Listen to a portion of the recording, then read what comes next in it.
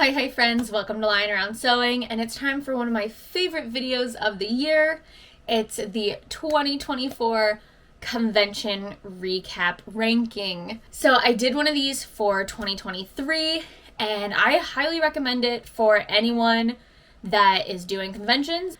Even if you're not vlogging or blogging about your conventions, I highly recommend doing just a yearly recap. I think it really helps for reflection and looking back on, and just for memories and seeing how much you've grown over the year. It's so cool to look at all that and be able to have that all in one video or all in one place, or like journal entry. I think is really helpful for growing your business. So let's get started.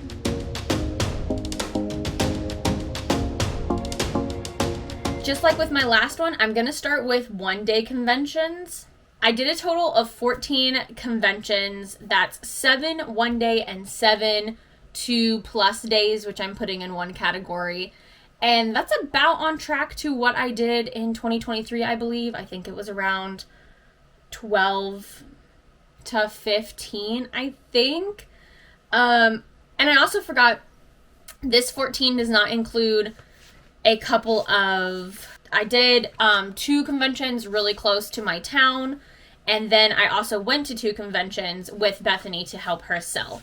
So I'm going to just list and talk about the ones that I actually went to and sold that I have vlogs about, but I will do like honorary mentions at the very end. I also want to start out by saying that I rank these conventions mostly off of money and like profit, but vibes and the people and the customers and the experience that I had also plays a huge part in my ranking system. But of course, if I make more money, it's usually going to rank higher because we're running a business. Starting for one-day cons at number 7, which was my least favorite. Doesn't mean I didn't like it or have a good time, but someone's got to be at the bottom. This one that was called Luau at the mall. It was definitely more of a market, maybe even like a flea market, if you will. It was outside of this like thrift shop that they did. I only paid $20, but it was outside in the middle of summer, and I had a 10 by 10 space for the $20, but the heat was awful, and I made like $50. So that covered table and that covered food for Joey and I, and that was about it. I think in the vlog I have that I made -$1 because that is what it came out to be. I think I sold 3 items. It was like a claw machine, some stickers, and like a plush, and that was it. So I won't be doing that again, but it was just down the road, so it wasn't awful, but the heat was awful, and I, again, don't love outdoor conventions. But the pro, I will say, this is the first time I did my bingo sheet, which was nice. Hey, can you not? This is the first time doing the bingo sheet. Daisy. I also heard about more things in the area. Since it was close by, it was nice to hear more about events that are going on and like Facebook pages that I could join, and just getting more word of mouth of things that I could look into doing in the future. Moving on to number 6, we have Danville Holiday Con. So this is the one that I did just back in November, I think. And they do another one, which was in May, and you'll see it's ranked a little higher, but this one is ranked lower because I didn't make as much, and also I think because they just did one back in May in the same place, that a lot of people didn't come because they... Here, I'm gonna have to take it. Give it to me. Give it to me. Ow. Okay, go get a different toy. No, go lay down. I think the big reason I didn't make as much money at this one was because they just had one back in May at the same place with the same people and a lot of the same vendors. So kind of the people that saw me back in May are seeing this kind of the same things that I have. I still made money. I did get a 10 by 10 and it was like $138. and I only made about like 300, but the drive was not bad. It was still fun. I always love the people that run it, and the load-in is very easy and very simple, and we get a food voucher with it as well so that we can go and support like local food trucks that come. But I'll talk a little bit more about the Danville one that was in May that did a lot better because it did rank a lot higher. But this one only is ranked lower because I didn't make as much and it was pretty slow. All right, number 5. This is the Possum Fest. This was in Cumberland, Kentucky, I believe. So it's out in the middle of nowhere. So one con was the drive through like kind of the mountainy areas, and then the service, because we were in like the valley of the mountains, was not good. I was able to do credit card transactions, thankfully. A lot of people also did bring cash though, so that was nice. But like we couldn't do Pokemon Go, we couldn't look at Facebook. We ended up playing like I think crossword puzzles on our phone and like Sudoku. Because there was a little bit of downtime for this one too. It was kind of slow, but yeah, the service was really sucky. This one was also only $25.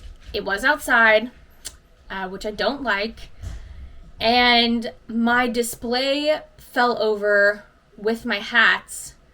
Luckily nothing was damaged, but that really made me want to pack up and go home. Like if it had fallen, I think I said in like a puddle because it had rained the day before, I probably would have packed up and went home. I was very, very upset.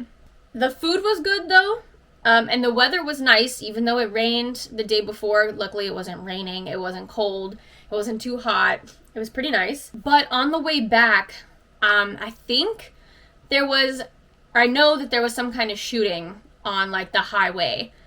It was kind of like a drive-by, and we got stuck in traffic, I think for that reason, because I don't think that they were letting anyone on the interstate from anywhere. So we sat in like 30-minute standstill traffic, and then finally was like, okay, well, let's just try a different way. Maybe we can go around. We weren't sure exactly why we were stopped there. We're kind of in like curvy back roads. So we didn't know if there was another accident, but I tried to look it up and Google it, and I couldn't find any information on why we were stuck there and not like right before the interstate intersection. I don't know. But we finally made it home, but a 2-hour drive turned into, I think, close to 3.5, 4 hours to try to get back home once we like finally stopped for food and made it through all these curvy back roads.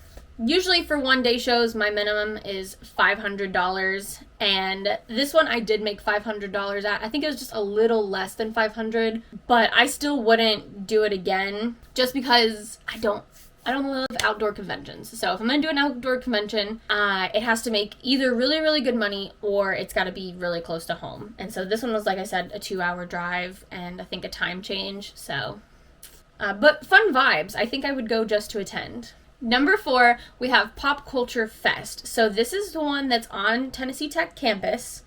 They also do another one called Omnicon, which was in, I believe, November of this year. But the Pop Culture Fest one was in like April, so earlier in the year. This was their kind of replacement to hold everyone off until November because they moved their conventions around or whatever because they were remodeling the something on campus. This one was pretty nice. It was $50 for a table. Again, it was on a college campus. I made about $500. Love the load-in and the people, the volunteers that help. Parking was easy. That's always a big plus for me. I don't know if I would do this one again. If I don't have anything going on, I might as well.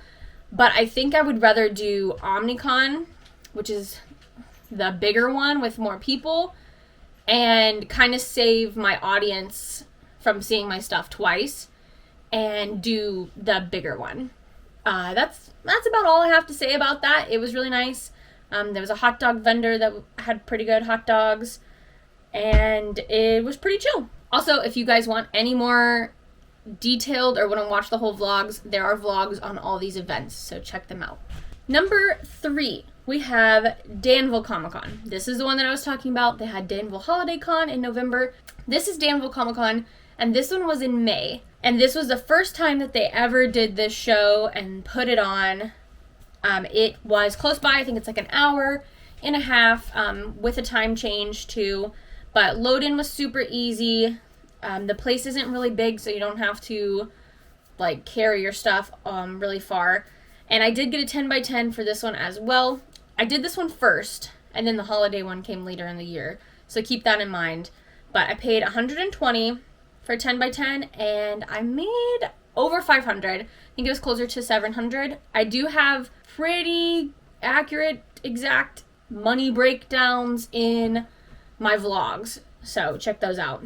And again, they give you a lunch voucher, and they have this thing called Con Cash, which I do really enjoy, and I hope that more conventions in the future do this, where during like the cosplay contests or Pokemon battles, any kind of contest that they have, they give Con Cash that has to be used at the conventions. So then those people that won the cosplay contest, let's say, has like $20 to $50 to $100 in this cash that they have to spend at the convention. So they can't take it home with them and spend it at Walmart. They have to use it at the convention, which brings money back into the pockets of artists and vendors that are at this convention.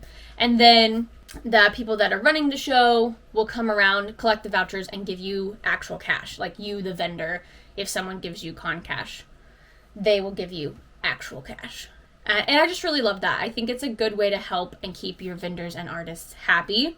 This is the first time I did the claw machine too, which I'm happy that I started this year. It's right here, actually. I usually do this at conventions where I have bigger areas like 10 by 10 or big tables, or conventions that I know are going to have younger children or people that are going to want to spend less money, like $10 price range. Claw machine's very nice, and I like it, and I'm happy that I bought it this year and have it on hand. All right, number 2 for our one-day shows is Omnicon. This is the one that they usually have on Tennessee Tech campus. That Pop Culture Fest was kind of just a placeholder to get everyone to this one, because they usually do Omnicon, like I said, in like spring, summer, but they were doing construction, so now they have had it in November of this year. And this one I paid the same amount, $50, but I almost doubled what I made at Pop Culture Fest. And it was kind of the same people, because I had a lot of people come back and tell me they bought from me, but there was a lot more new people. There's a lot more foot traffic. And I also didn't know, like with the spring, I didn't look at the dates of like when the spring one was, but maybe people were getting ready to leave for spring break or coming back from spring break. But this one was good because people were getting ready. It was in November, getting ready for the holidays and buying stuff for their friends and family. I think that's all I have on that one, because it was pretty much the same as Pop Culture Fest. Load-in was easy. The people were super helpful. I was, I think, like 6 months pregnant for this one, so I definitely had to get up and use the bathroom a lot. But I did do this one solo, and I did okay. And just like packing up was really hard on me personally, but that was because again, 6 months pregnant, I really felt the exhaustion from reaching up and packing stuff away. But this one I want to keep in my rotation. I want to try to do this one every year if I can. Because this one is like 2 hours, but no time change. And then number 1 for one-day conventions is LexPride, which was my very first Pride convention, and I loved it. There was great vibes. I did pay $200 for a 10 by 10 space, which is a little steep for a one-day show, but I made that back so fast. And this makes me want to do just more Pride conventions and look in my area and really try to find out where there are. I know that there's a lot of outdoor ones. This one was really nice because it was indoor. So I'm going to try to keep it on my rotation of conventions. Parking and load-in is the same as Lexington Comic Con, which I've done several years. So I knew how to do that. It was super easy. The only con, I would say, is if you don't like loud music or like bass or, yeah, just constantly things going on, this one might not be for you because it's very loud. I also was right next to the stage, but still in the convention center, it's going to echo. Very loud, lots going on. They had a lot of contests and shows. And then also, surprisingly, my Pride merch didn't do as well as I would have thought. Like, I made Pride merch specifically for this Pride event, and they sold better at other conventions than they did at this specific Pride-themed event. But, I mean, that makes sense. Maybe the people already have plenty of Pride-themed stuff. They don't really want more. And there's a lot of food trucks outside. I only got to check it out once for a really quick second. I think I got tacos, and they were good. But there was a lot of food trucks. They were sold out by the time I got to go get food. And that's my wrap up for one-day conventions. I do have some honorable mentions for one-day conventions. And that is the little library convention that I did. It was just right down the road. It was free to get in. And I made over $500 at that one-day event. And it was really fun. I hope that they do another one because I would love to do it again. I wasn't expecting much because, again, it was a free table in a library in a small town. But, yeah, I would do that one again. And then also, we have this, like, on the square event that they do in October-ish every year in my town. And it was a 2-day, but technically, like, it was half the day on Friday and then all day Saturday. So I'm putting it under the one-day con because it feels more like a one-day con and it's like right down the road from my house. I made over $500 with both days together, and I don't even know how much the fee was, but it wasn't that much if I had to pay anything. I do think I had to pay something, but I know that I had to like sign up for it, but it wasn't anything crazy. And it was a 10 by 10 and it was outside, but thankfully the weather was good. So, because I know in October it can get pretty cold, but for this weekend it was nice. All right, let's move on to 2 days or more conventions. This is going to be 2-day conventions, 3-day conventions, and a few 4-day conventions. Starting off at number 7 is Smoky Mountain Anime. So if you guys watch my vlog for this one, it was probably one of the worst conventions that I've ever done. Unfortunately, I paid $100, which is not too bad for 2 days. That's like $50 a day. But I only made about like $700 to $800, which still is not too bad. But I feel like they could have done better with advertising. The load-in and parking were good and easy, but the building was kind of hidden off the road, and we're talking like, this is like Pigeon Forge, Tennessee, or like Sevierville. Like, this is a very touristy area, and there was no signage saying, hey, we got a anime convention going on over here. You guys should like pull over and check it out. And it was kind of in this old convention like hall looking. It was very small, kind of looked like a warehouse, I guess. I don't know. It was like, when I pulled up, I was like, am I at the right place? Could also have passed for an old Mexican restaurant. I don't know. But I think, other than it being really slow, my other complaints was it was really hot. I don't think that place was big enough to accommodate all the people that were in there, mostly just being vendors and artists. And the AC to work in May while also keeping the doors open. Like, they should have had the doors closed or kept the doors closed when people weren't coming in and out, because it was hot in there. Like, I was sweating. I was fanning myself with my badge. And then also, I had someone around me that was doing engraving. And I don't know if you guys have ever been around, like, an engraver, but it smells like burning rubber or burning glass, whatever they're engraving, and it smells awful. And luckily, this was before I was pregnant. Otherwise, I would have been a little concerned, or I'd have to Google, like, what, you know, is this toxic? Should it be okay that I'm breathing this in? Because I do feel like that's supposed to be in a well-ventilated area, and we were in the middle of this convention hall, and everyone around us could smell it. There wasn't a lot of space behind our tables, which kind of turned into a problem because I had my hat stand and there really wasn't a lot of space for me to put it up.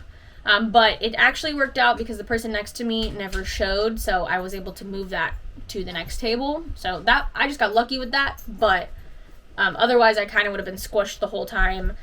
And Bethany came and helped me out on Saturday, the second day. I think it was Friday and Saturday. We would have been cramped in there.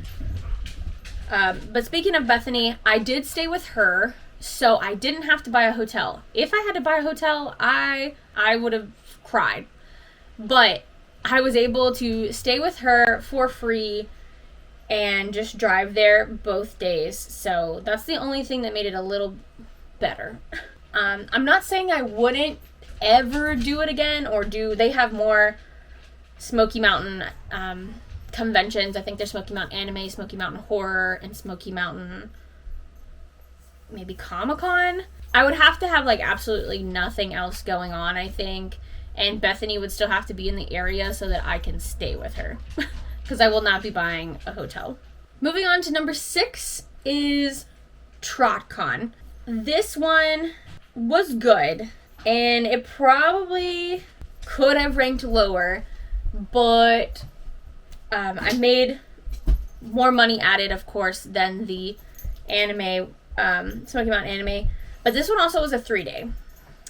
And I had to pay a hotel, which my own fault, but I paid a ridiculous amount for a hotel because I did the hotel in the hotel block that the convention offers. But I wanted to try a pony convention, and I'm glad I did it. I'm not upset that these dogs made the lights flicker. I'm not upset that I did it. I'm happy I did it because I finally got to do a pony convention. I still want to do a furry convention. That's the other one that's on my list. And I just know that I didn't have enough pony stuff. Like, I had quite a bit. I had hats, I had stickers. I think if I came with more, and if I came with more pony-themed stuff, it would have been better. But that's okay. If pony conventions aren't for me, they aren't for me. I don't really love narrowing my stuff to that much of a niche, unless it seems to be Nintendo or Pokemon. I'm totally okay with that because that's what I love. That's my pride and joy. I think I would be okay with that, but anything else, like I don't think I'd go to an Adventure Time themed convention if they have it. But load-in was easy, parking was easy, my hotel was nice, Joey got to come up, and the one thing that makes this convention special, which will always hold a special place in my heart, is this was a convention when I found out I was pregnant. I found out the day I was leaving, and it was Joey and I's anniversary, and he got to come up, which he didn't know, but he got to come up and stay with me so that I wasn't alone. And then I got to tell him that we were going to have a baby. So that does hold a special place in my heart, and I think I'll always remember that. And if you want to see that video, it's in a whole separate video about, I think, what to expect the future of conventions. And it says, like, pregnancy announcement.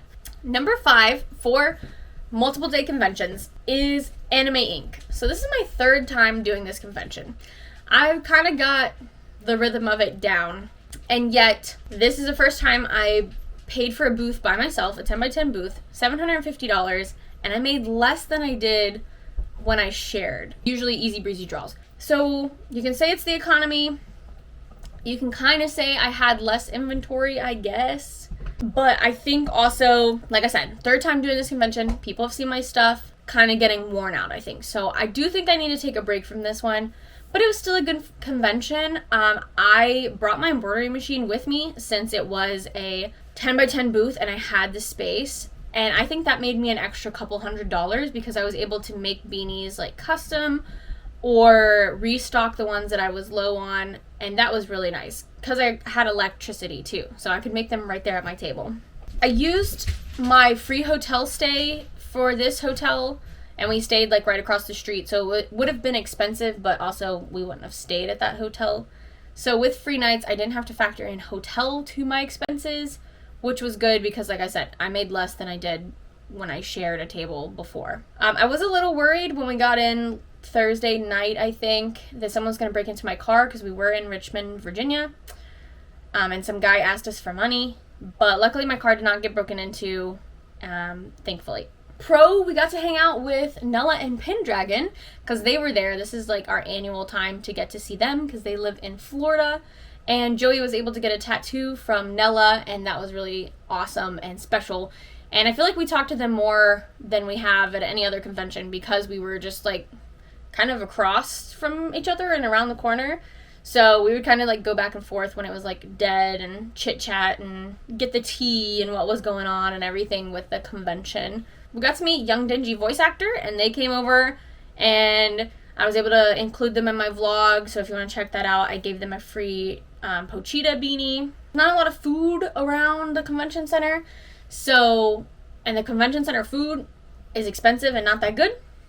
But at nighttime, when they close up for the night, if you are just walking to your hotel and not like driving, there's not a lot of food options. So that's the other negative about staying right there in walking distance. Whereas if you had to drive, of course you had to pay for parking, but then you can drive to like Taco Bell and stay at your hotel that has free parking. I don't think that I would do this one again anytime soon, even though Joey and I love it for the vibes. We love going and getting like the tattoos. It's kind of like our annual one that we love to do. I don't think I would do it again though, because it's a long drive now from Kentucky to Virginia, whereas when we lived in Delaware it was only like 4 hours. Now it's like almost 9. But unless I share with Easy Breezy Draws again, which they mentioned that they might want to do it again, then maybe I would. But probably not for 2025. There's a few other conventions that I want to try instead in October. Number 4, we have Galaxycon Columbus. This was the first time I did this one. This is my first Galaxycon in general that I did. Bethany has done it 2 years before, so I knew going into it was what it was going to be like. For the most part, I had some input, I knew some information, and plus I'd been at this convention hall before because this is where Matsuricon was, and I had been to Matsuricon, sold there once, and went once with Bethany at this point for her to sell. Artist table was $411, which is, in my opinion, really steep for third year con for an artist table. Because like I like to compare to Megacon, which has been going on for many years. I paid $415 for a Megacon table, which is a 4-day convention in Orlando, Florida, with outrageously amounts of attendees. But this is Galaxycon. Galaxycon is moving up in the world. I guess they know that they can charge more. I did share a hotel with Bethany though, so that brought expenses down. And I think I made like mid-2,000 for this one, which I'm not complaining. I was very happy about. And I did rebook again for next year. So clearly I was okay with what I made. And then I think it's a good December convention. I don't usually have conventions in December, so this is the one that it'll be right now. And it's a guaranteed rebook for the most part, as long as you don't cause any problems, I think. I had a lot of friends at this one. Like I said, Bethany was there, but Eclectic Scribbles was there. Nice to Arts was there. A lot of other ones that I have completely drawn a blank on. But it was really awesome to see them, and we got to meet up with some of them for food. And I just think it would be good if we all do this one every year, to have like a little meetup every year and like check in at the end of the year because it's in December. The drive is a little long. It's like 4 to 5 hours with a time change, but it's not an awful drive. If you guys watch the video, because this is my most recent Artist Alley video, the internet was poopy. Okay, it was awful. We did end up having to buy it. I bought it Saturday. Bethany was able to keep running transactions on her phone the whole time. She didn't need internet. So I started racking up a bill on hers. And then finally I caved and bought internet. But I wish I'd done it sooner, because I know that kind of put stress on both of us, going back and forth. And then I also lost money because we did a transaction on Bethany's and they'd been waiting a long time. And so I kind of got impatient. They said that the charge went through. I saw on their phone it went through. Bethany didn't get a notification. And it never went through. It was just pending on their side, and I should have had them. But internet was so bad that they couldn't really pull it up either. And they said that they would try to get back to me, because I told them the next day when they came by, like, hey, that it doesn't say that it went through, and they were like, oh yeah, it says it's pending still. And they said if it didn't go through that they would let me know, but I'm not expecting anything from it. Honestly, that was my mistake, so it'll be what it'll be. But I should have Bethany look into that again and see if anything went through randomly. And then another con for this con was, this is the hardest one that I did pregnant. Like, I tried to stand as much as I could, but it was not, I couldn't stand longer than 10 minutes or I would get really bad upper back pain, which has been the hardest part of my pregnancy so far, is if I'm walking or standing for long periods of time, my upper back will start hurting. Like, even walking around Walmart, I can't really go grocery shopping anymore because I can't be in there for too long or I will be miserable. So luckily I was able to sit for this one, but if I had to get up and go like wait in line for food or something, it was a struggle. So luckily Bethany was very helpful with that. But I also was like, I don't want you to leave your table all the time because you need to be here to make money. But we made it through. But it just resonates with me more that I'm glad that I'm not doing Megacon and somebody is going to be selling at Megacon for me. Number 3. Pick number 3, my lord. This one is LCTC, or Lexington Comic and Toy Convention in Lexington, Kentucky. Also, if you have any questions where any of these are and I didn't mention them, let me know.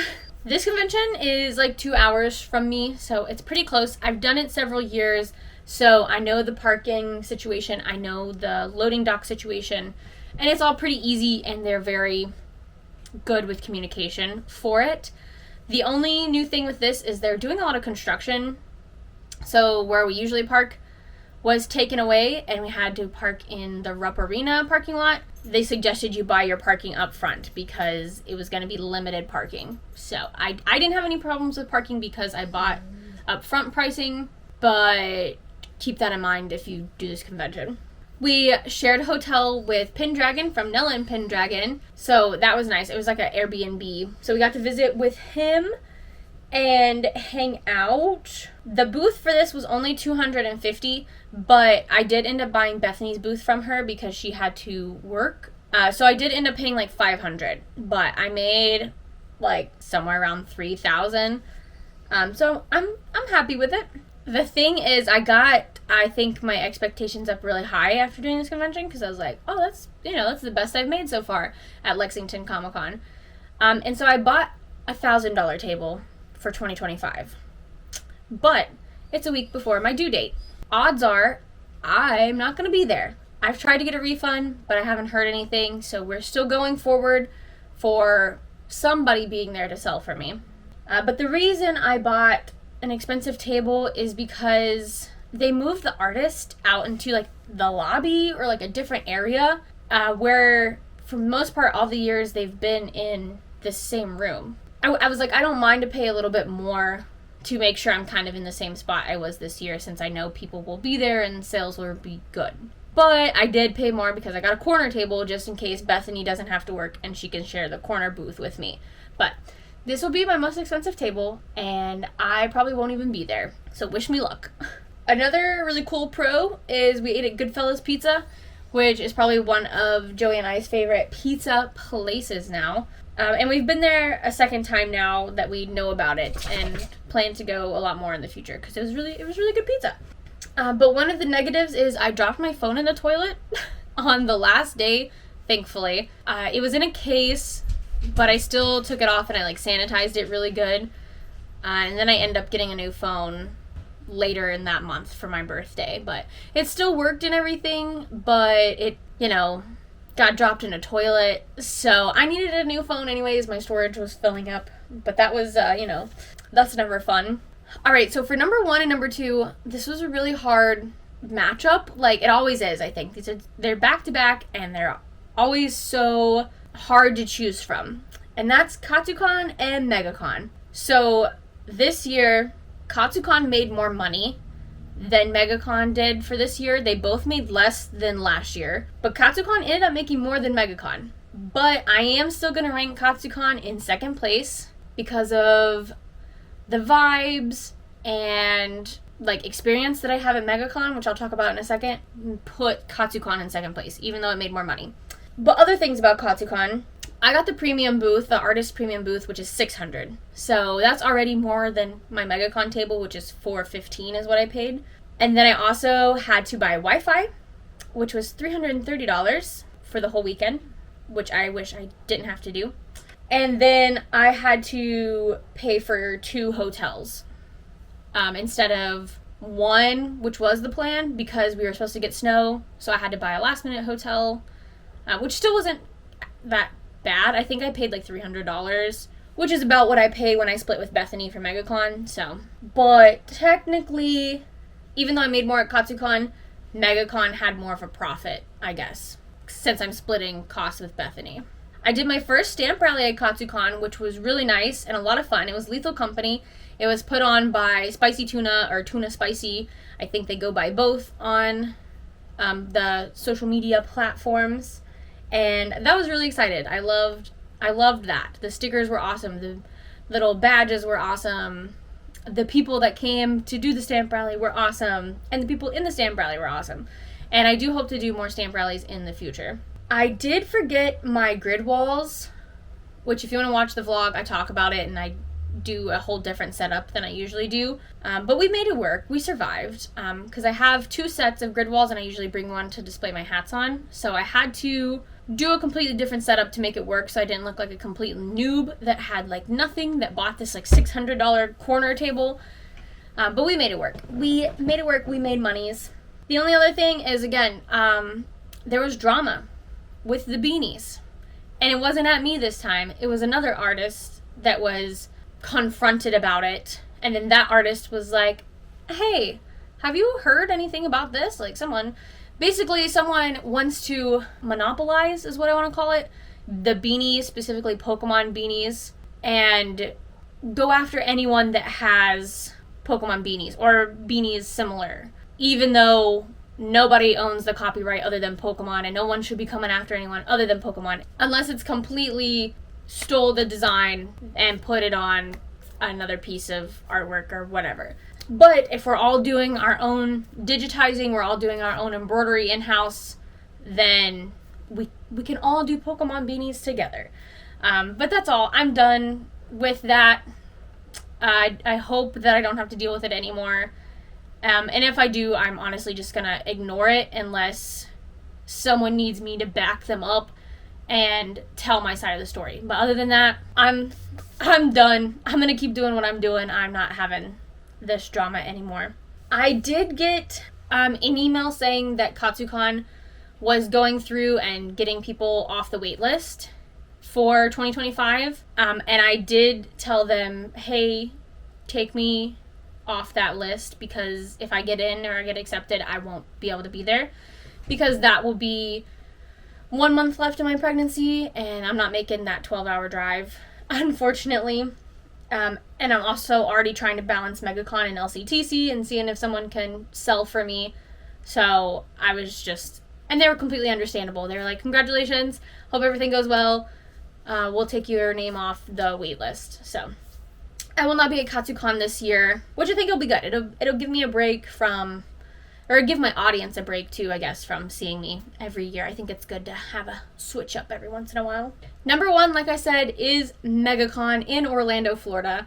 This one, I think I've been going to like for 5 years now. It's my longest running convention. It's the convention I've done the most. And it just holds a special place in my heart. I'm so sad I won't be able to be there this year. But I know Bethany and Tia will give me updates and they'll keep me involved. One of the things that makes this special that we did for the first time this year was go to Universal After Hours event, and I highly recommend that you do that if you can. I know some people live in Florida and they already have like an annual pass and they don't care anything about it, but for the people that don't live in Florida and want to be able to ride Hagrid's 5 times in a row in one night, this is how you do it. They, at least for this year, also gave you a voucher that you can use on food or alcohol. It is an extra ticketed price, so you do have to pay for the event. But again, you can ride Hagrid's 5 times, and it's fine.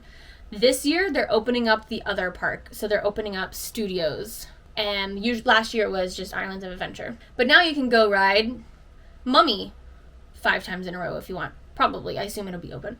We were in the other concourse. I can never remember. I think we were in West this year, but usually we're in North-South. We're going back to North-South for 2025, which I think will be better because I do like that load-in area a lot better. I'm not sure if I got the directions correct, but we're going back to the one that we've been in previous years, so everyone's excited about that. This is the first time I tried my Wi-Fi Solus. As you can tell if you watch my vlogs, I don't recommend the Solus. It's good for easy conventions, chill, that already have decent Wi-Fi on your phone, but for like Katsucon and Megacon and what's the other one? Galaxycon Richmond. I can't ever pick anything up. I can't get any signal. So maybe if you get one that has a higher LTE or whatever 5G, maybe, but I don't recommend it. Maybe see whatever the Starlink thing that what's his name has. Maybe that would work, but it is expensive. But I mean, if you have to pay $500 plus one time and can use it, then maybe it's worth it. So the reason that I ranked this one first, again, because I think Megacon was first in my 2023 one as well, is, again, the vibes are really nice. I have regulars there that come by now since I've done it many years, and they tell me what they've got in the past. They tell me what they would like to see if I'm here next year and what they want to buy from me again. But yeah, the vibes are just better. Maybe because it's the sunshine. Maybe that's why. It's feels better. It feels warmer because Katsucon also is in Maryland in February, so it's cold and you might get snow and stuff. But yeah, Florida in February or March or whenever they have this is chill and warm. It's not chill, it's warm, but with chill vibes. So yeah, I really like Megacon. I know it's really hard to get into, and I know that a lot of people said that this year wasn't worth the hype that a lot of people have said before, and that's true. I made less this year than I did in 2023, but that's the same, that was consistent for all these conventions. I made less this year than I did for 2023. Take that as you will. I still love Megacon. It's the biggest convention I do. It is insane. It's crazy. It's packed wall to wall, but it's fun. It's a fun experience. It's like a little vacation. So I recommend it if you can get into it. I know it's very hard. And that's it for my convention ranking. We do have some honorary mentions. Like I said, I mentioned those couple of 1-day, 2-day conventions. But I also want to shout out Omgcon. I used to sell there when I first started doing conventions in 2015. And then Bethany has sold there the last 2 years. So we went this year with her, Joey and I, to check it out to help her because Omgcon is great for after hours and after conventions. They have great panels. They have after hour panels. They have board game. They have video game rooms. It's just really good vibes and really good experience. Really good cosplays. And it's very chill. It's not cramped, but it's a good size, and they have really good artists and vendors. So if you're in the Owensboro, Kentucky area, I suggest check it out. I applied again this year. Bethany has already heard back and got accepted again. So it seems like they do, even though they say they look at your portfolio and your application, it really seems like they take whoever was there before and then maybe add a few new people, which I don't like. If you're going to do that, just say that you let people rebook. Cause I haven't heard anything back yet, and I'm kind of getting a little sad since I used to do it all the time, and now that I moved away, I can't get back in. But they say that it's a jury type thing, and yet automatically it seems accept people that were there last year. I don't know 100%. That's just what it feels like. That's just what it seems. And it's not just Bethany. I'm very happy that she got in again. But other people, when I've asked on Discord and the Artist Alley Facebook, I asked if anyone's heard back, and the people that I've heard back are people that were there in previous years. So, other honorary mentions, Matsuricon is really good. We got to go there again. This is the second year in the row. I didn't sell this year, but Bethany did, so we went and helped her.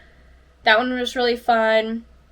because we did a lot more. We checked out the panels, we did the VR room, but we also checked out the conventions that have things that you can win, like tickets and t-shirts and stuff. So that was a fun thing to do, where we could, I guess, just kind of network with other conventions and see what conventions are out there in the area, and if there's any ones that we haven't heard of that we want to do. And then another mention, Otakon.